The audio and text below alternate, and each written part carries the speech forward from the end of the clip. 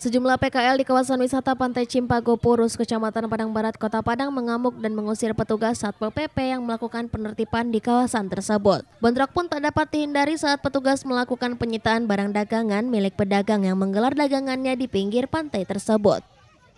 Pemko Padang melalui Dinas Pariwisata sebelumnya sudah mengeluarkan surat edaran dan larangan untuk berjualan di sepanjang kawasan wisata Pantai Padang dan telah menyediakan tempat khusus untuk berjualan di Lapau Panjang Cimpago. Namun para pedagang tetap menggelar dagangannya di kawasan pantai sehingga terjadi bentrok saat dilakukan penertiban.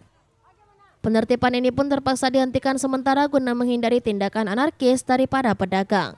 Lakukan penertiban dan pengawasan di sepanjang Pantai Padang yang memang sudah disepakati oleh pemerintah Kota Padang bersama pedagang yang sudah direlokasi ke tempat yang telah disediakan oleh pemerintahan.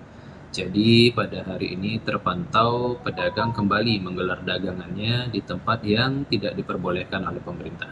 Karena ini memang bukan himbauan yang baru ya ketika di wilayah pantai itu dilakukan penertiban, karena memang itu untuk menjaga ketertiban dan kenyamanan dari pengunjung yang datang ke pantai tersebut. Dan untuk barang-barang itu kita amankan ke Mako Satpol PP dan untuk diproses selanjutnya. Dari Padang, Sumatera Barat, Budi Sunandar, iNews melaporkan.